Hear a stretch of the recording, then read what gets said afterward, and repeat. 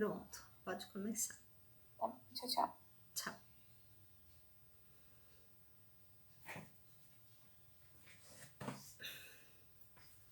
Namastê, o Deus que habita em mim, saúde o Deus que habita em você. Estamos em mais esta segunda-feira com o programa Consciência Yogi. Então, desejo a vocês boa tarde, TV Galáctica, boa tarde, Rádio Cutia, boa tarde a todos os que estão ouvindo aqui hoje, que estão conectados com esse programa. Muita gratidão pela escuta. E hoje nós vamos falar de um assunto que é assim, que eu vi isso acontecendo e foi algo muito gratificante. Que foi quando eu comecei a ver a meditação, as práticas introspectivas entrando em áreas que antigamente pareciam inimagináveis, né?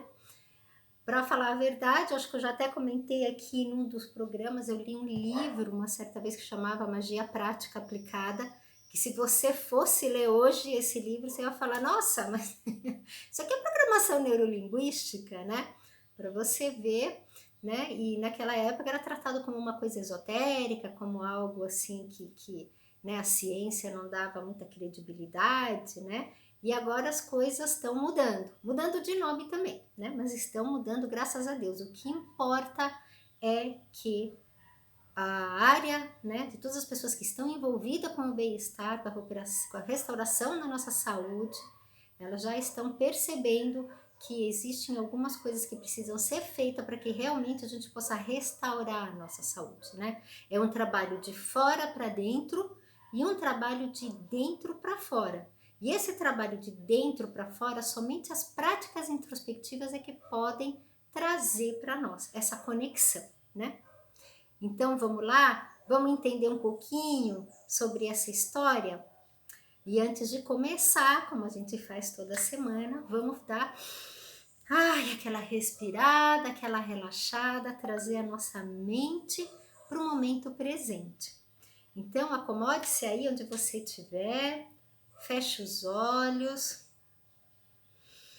e vamos respirar profundamente 3 vezes. Inspire o ar pelas narinas, retenha alguns instantes o ar nos pulmões e em seguida solte o ar pela boca,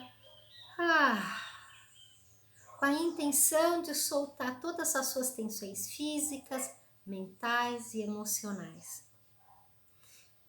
E respire novamente, profundamente. Retenha o ar alguns instantes nos pulmões e solte todo o ar. Relaxe os ombros, relaxe as pálpebras dos olhos, o espaço entre as sobrancelhas. Solte bem. Vá se desconectando de todas as preocupações, de todas as tarefas. E já colocando a sua intenção e a sua atenção aqui para esse programa aí pelos próximos 20, 25 minutos, tá certo? E mais uma vez, respire.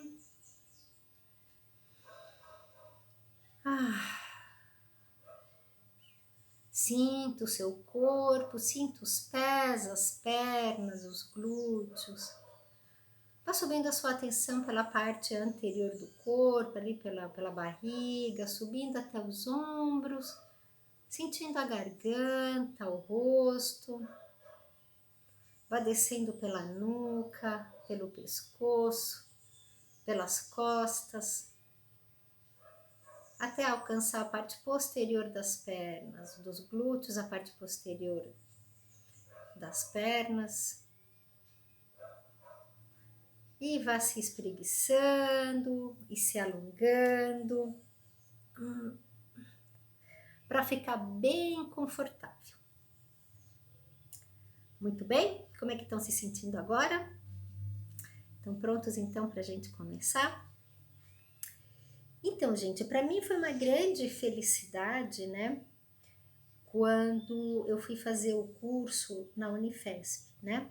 Então, eu fiquei 2 anos estudando na Unifesp, né? Escola Paulista de Medicina. o primeiro ano com o professor Fernando Bignardi, que ele trouxe o curso diagnóstico arquetípico a partir de uma equipe transdisciplinar, que eu já vou explicar isso para vocês, e o segundo ano com a equipe de pesquisa em Mindfulness, com o professor Marcelo de Março, né? E foi inacreditável, porque antes disso, né, já quando eu era muito pequena, né, que eu já li esses livros mais esotéricos, e o que eu gostava muito nesses livros era exatamente essa abordagem da nossa energia psíquica, né? O que eu não sabia ainda naquela época, né, que a nossa energia psíquica ainda é algo que é muito da dimensão física, porque ela está ligada à nossa mente, a nossa mente está ligada ao físico. A nossa mente, o nosso ego, pensamentos e emoções, quando você morrer, quando o corpo morre, essa psique, esse aparato psíquico, ele morre junto. E o que fica é algo que está além disso, que é o nosso self, o que está conectado ao todo, né? Mas naquela época eu já entendia que a minha mente podia operar milagres na minha vida, como poderia me levar, né, para o extremo, né? Diga-se de passagem ali, para quem já falei em outros programas, tive síndrome do pânico, né? E foi aí, quando eu tive síndrome do pânico, numa época que nem era diagnosticada, que eu tive certeza que a minha mente poderia me matar. Então eu precisava aprender a lidar com ela. Só que ainda naquela época era um campo, o mais próximo era a psicologia, né? Eu tive a sorte também de ter uma psicóloga amiguíssima até hoje, a doutora Ione Julien, que além de ter sido minha psicóloga, se tornou uma grande amiga e me trouxe muito conhecimento de Freud e principalmente de Jung, né? Porque é Jung que começa a lidar mais com as questões do inconsciente, né? Então ele começa a entender que existem arquétipos e informações que o nosso corpo traz de um mundo inconsciente que a gente às vezes não consegue entender, o nosso consciente não consegue processar. Então ali, se você já se atendeu com uma médica junguiana, com uma psicóloga junguiana, você vai ver que os sonhos que você tem são muito importantes. Então ela vai perguntar o que você sonhou, e a partir disso e dos símbolos, né, que trazem esses elementos desses sonhos, e ela conhecendo a tua história, então ela vai poder entender algumas coisas que estão operando em você que você mesmo nem percebe. Muitas vezes você já não se percebeu nervosa, tensa, mas você não sabe exatamente o que é. De repente você está falando assim, nossa, eu ando meio ansiosa, mas o que será? Será que é porque está acontecendo tal coisa? Será que é porque às vezes a gente não consegue identificar direito? Ou às vezes é uma tristeza, mas por que eu tô tão triste? Puxa vida, olha, eu tenho uma vida legal, eu trabalho no que eu gosto, eu tenho uma família unida, né? O que está faltando? Por que eu não consigo me sentir pleno? Por que eu não consigo me sentir inteiro? O que é essa tristeza? Pessoas que têm tudo, aparentemente tudo na vida e que estão em depressão, né? Que estão numa profunda depressão e não conseguem cessar esse sofrimento. Porque existe algo que está dentro de nós que a gente, as medicinas que trabalham de fora para dentro, elas ajudam, preparam a gente para alcançar, mas elas por si só não conseguem alcançar, né?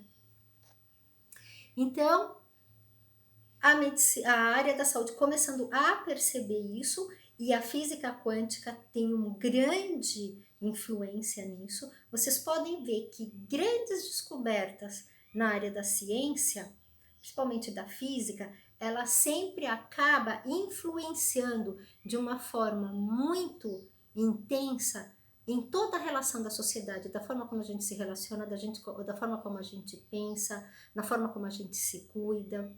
Então, o que acontece? Antes da física quântica acontecer, o que a gente tinha? A gente tinha um mundo muito quadradinho, com umas regrinhas muito prontas, as receitas, né? Era toda a nossa visão newtoniana, né? De Newton. Então, com Newton, tudo é muito previsível, né? Então, pela fórmula do espaço, tempo, velocidade, significa que eu sei que se eu tiver que fazer uma viagem de 100 km a uma velocidade de 100 km por hora, então em 1 hora eu vou estar lá, né? Eu sei que se eu vou construir um prédio, né? Eu posso calcular, né? Os engenheiros aí, né?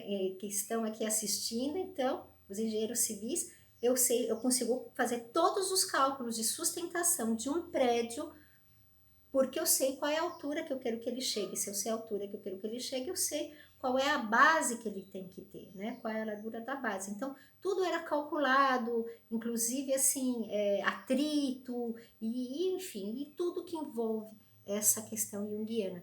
As nossas regras eram muito quadradinhas para você ser feliz, então você vai casar, você vai ter filhos, você vai ter uma casa própria. Então, gente, na década de 60, 70, acho que ainda 80, não é assim que a gente era criado ali, para quem é dessa época?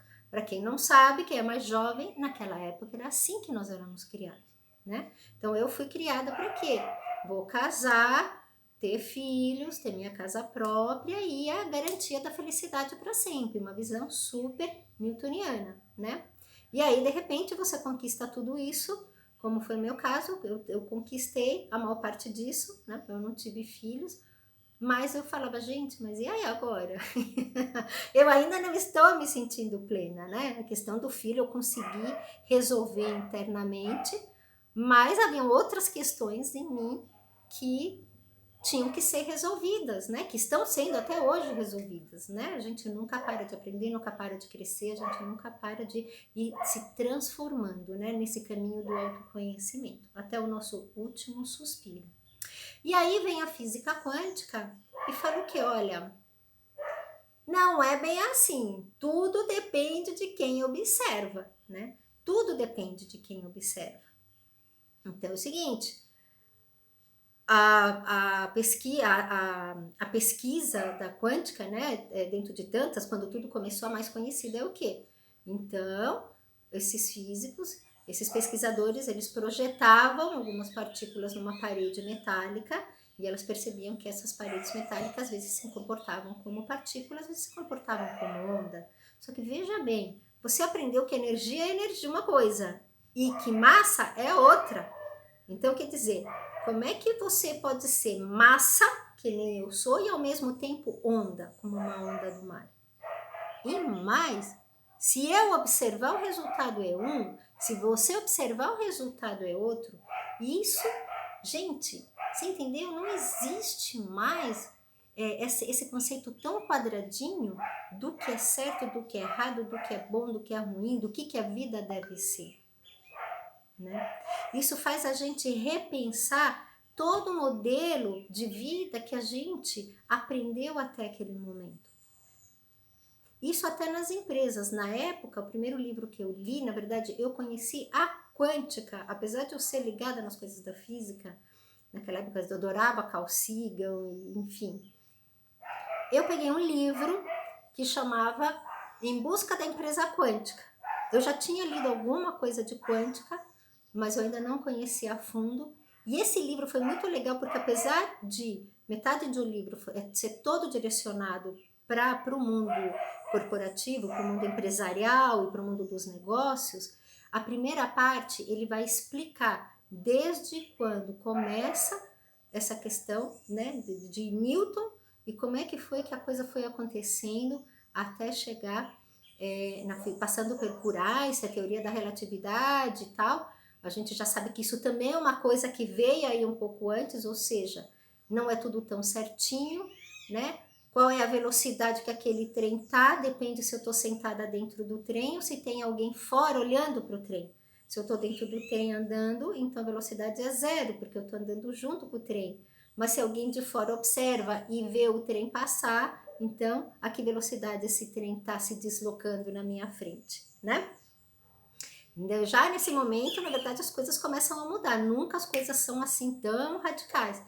E às vezes a informação chega para nós num momento que a gente vê que essas pesquisas começaram décadas antes, muitas décadas, e que sofreram muita resistência, inclusive, começando pelo ambiente acadêmico, científico, que vai rejeitar aquilo, e aí vai acontecendo uma série de coisas, às vezes um pesquisador vai passando para o outro, até que aquilo consiga ser aceito, consiga ser comprovado, até que aquilo saia daquele ambiente para chegar no público comum como nós, que a gente começa a ter acesso a essa informação. e as transformações começam, né? Então, a gente começa a perceber que o mundo de cada ser é muito único. Ele é muito único demais. Ele possui camadas que a gente não consegue acessar de uma forma tão fácil, né? O inconsciente, né? Vocês veem, Freud foi na década de 50. Gente, foi na década de 50 que a gente começou a ouvir alguma coisa em relação ao nosso inconsciente. A década de 50 tá ali. Diga-se de passagem, as escrituras indianas, né, como os Sutras do Yoga de Patanjali. Os Sutras do Yoga é o tratado da psicologia. Já se sabe que Jung e Freud beberam do conhecimento indiano e isso ajudou muitos a eles desenvolverem, né, todas esse conhecimento, essas teorias que eles trouxeram para nós depois, né? E isso foi, esse tratado de Patanjali não se sabe exatamente quando foi escrito, mas mais ou menos 500 anos antes de Cristo, onde ele já fala como é que a mente funciona. Então vem a psicologia, né? Na década de 50 chega a psicologia para nós e ela começa a trabalhar essas questões. E também é um amadurecimento, né? Do que Freud começou e tudo que veio e que vem até os dias de hoje em transformação, né? Inclusive dentro da psicologia e em outras áreas, porque tudo aquilo que antigamente a gente chamava de esoterismo ou práticas naturais ou enfim, hoje isso já está sendo encarado de uma outra forma. Dentro da área da saúde, a gente já chama do que chama as práticas integrativas e complementares. Então, todas essas práticas, acupuntura, meditação e yoga, elas estão dentro das práticas integrativas e complementares, ou seja, elas já são reconhecidas, né? E em muitos lugares isso ainda não está plenamente em funcionamento, porque todo o SUS, toda a rede de SUS em qualquer lugar do Brasil já deveria ter um centro de práticas integrativas e complementares, né? Para você poder se atender com esses outros tipos de curas, né? Inclusive, eu vi uma matéria recentemente, semana passada, aonde eles estão querendo colocar medicamentos naturais, né, à disposição no SUS. Olha que coisa maravilhosa. Então, de repente, aquela maracujina lá, né, que a gente toma para ficar mais tranquilinho, né, você não precisa entrar numa tarja preta, você não precisa entrar num alopático, de repente, para você estar tentando trilhar o caminho da cura, né? Porque tudo isso ainda está trabalhando de fora para dentro, né? Está trabalhando de fora para dentro. Então ele penetra, ele alcança, mas ele tem um limite de atuação, né? Não existe um medicamento da felicidade, do vou me sentir pleno, vou sair dessa depressão, vou sair dessa ansiedade, né? Tem os que têm menos efeitos colaterais, né? Então você toma um medicamento que não é natural, você vai ter lá na bula todos os efeitos colaterais que ele pode ter. Por quê? Porque é uma visão reducionista.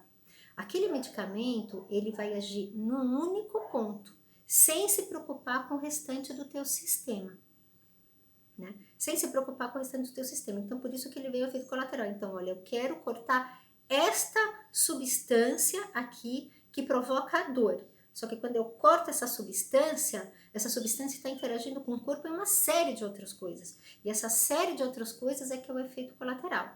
Quando chega a fitoterapia, por exemplo, eu já estou fazendo o quê? Eu estou pegando o sistema inteiro. Então, pode ser que eu tenha uma folha e essa folha é sintetizada, ou essa folha, a alopatia ela vai extrair uma parte dessa substância, vai concentrar e isso vai virar também de medicamento alopático.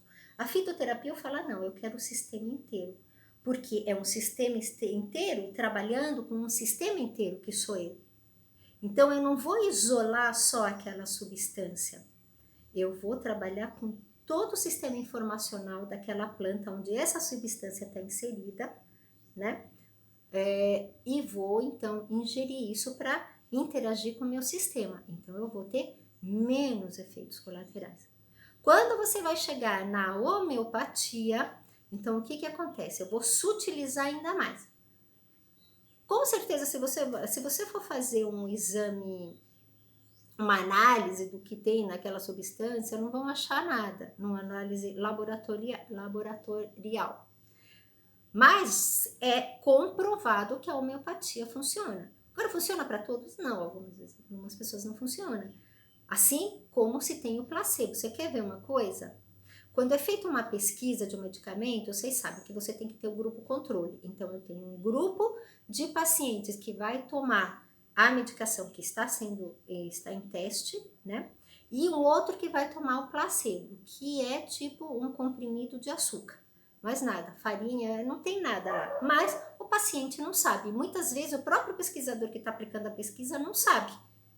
Por quê? Para não influenciar. Lembra que aquele que observa influencia no resultado? E se você for pegar os estudos clínicos desses medicamentos, você vai ver que sempre tem um percentual de pacientes que se cura com placebo. Porque a tua crença e a tua intenção, ela influencia no resultado. Então, de repente, uma pessoa toma e dá tudo certo. Você toma, você não acredita, vou tomar esse negócio, mas não funciona, imagina, tarará, e não vai funcionar mesmo. E você vê que o efeito placebo, ele vai funcionar mesmo no medicamento alopático. Eu não estou nem falando que está comparando com o remédio homeopático, né? Então, só que depende do estado em que a gente se encontra, a gente vai precisar, né? Eu não estou aqui querendo desmerecer nenhuma medicina, todas são necessárias. Imagina que você caiu, você tem uma fratura exposta e você não tem uma anestesia, você não tem uma cirurgia, um médico cirurgião que possa ir lá, abrir, consertar tudo e te fechar, né? Quantas curas são feitas através das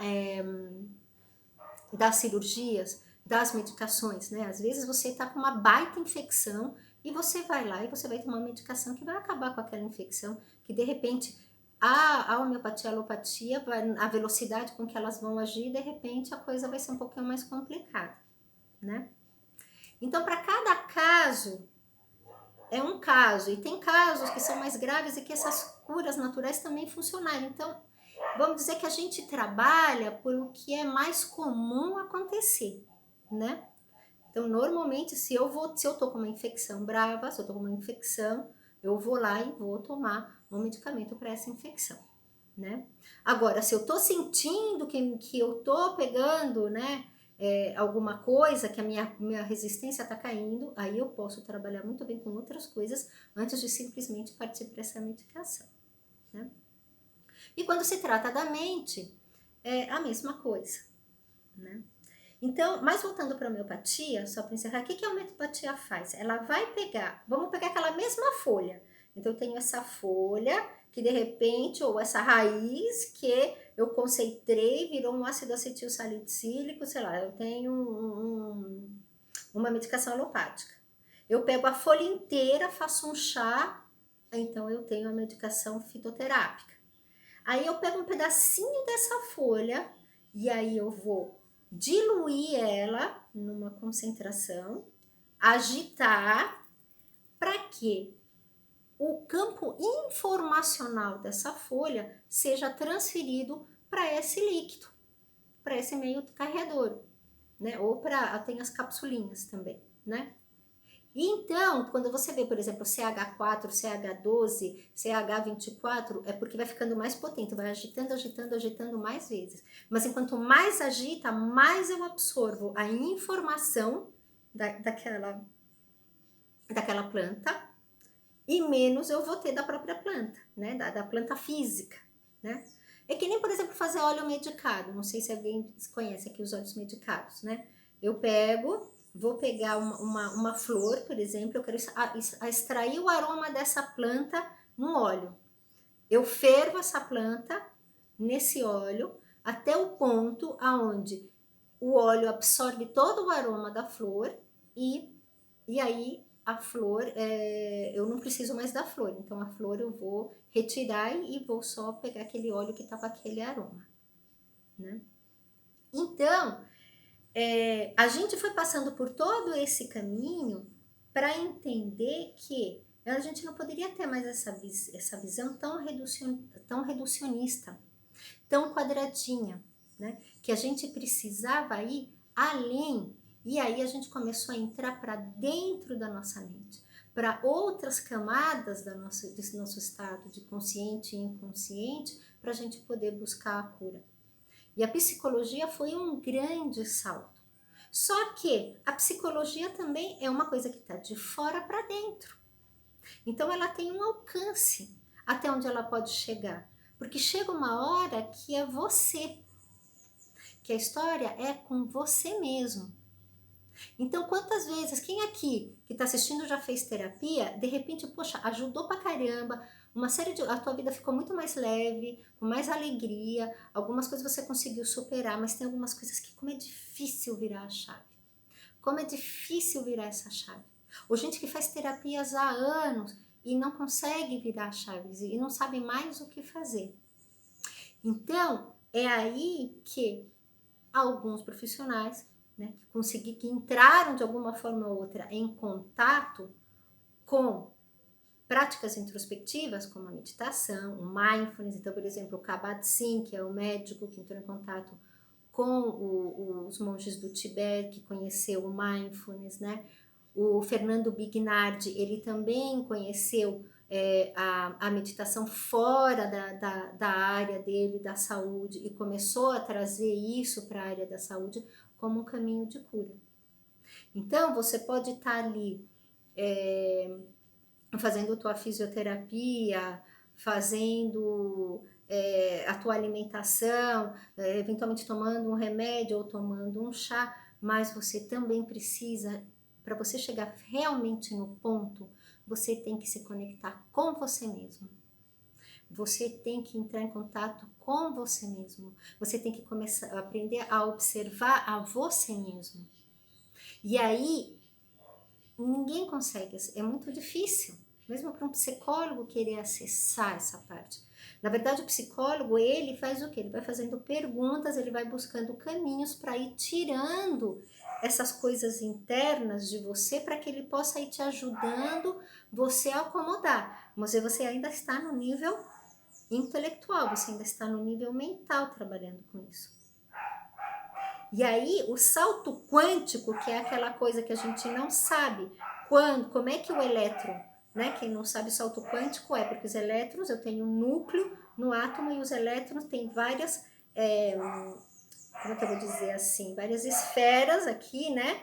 Onde os elétrons estão girando aqui, estão girando aqui, estão girando aqui. O salto quântico é quando um elétron some, literalmente ele some de uma dessas órbitas e aparece em outra. E ninguém sabe de onde foi, para onde veio, como é que a coisa apareceu ali, né? Então, esse salto quântico, né, da origem daquilo que está causando aquela dor, então é onde entram as práticas introspectivas. E você aprender a se conectar com isso. E aí você vai trabalhando numa retroalimentação entre as curas que vêm de fora para dentro e as curas que vêm de dentro para fora. E uma vai ajudando a outra, né?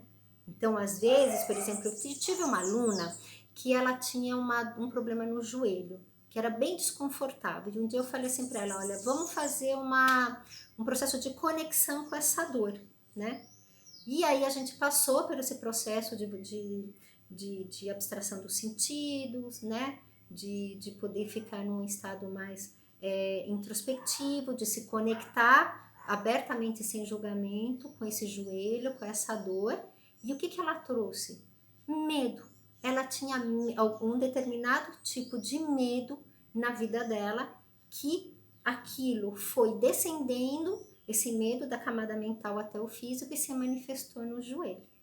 Então, a partir dessa informação, ela sabe que, de repente, ela tem que cuidar desse joelho, né, o tipo de exercício, de atividade que ela tem, enfim, passar lá uma arnica, ou enfim, algum anti-inflamatório, alguma coisa assim, mas ela sabe que a origem daquilo está vindo da onde? De uma coisa mais profunda, que ela também precisa curar, né?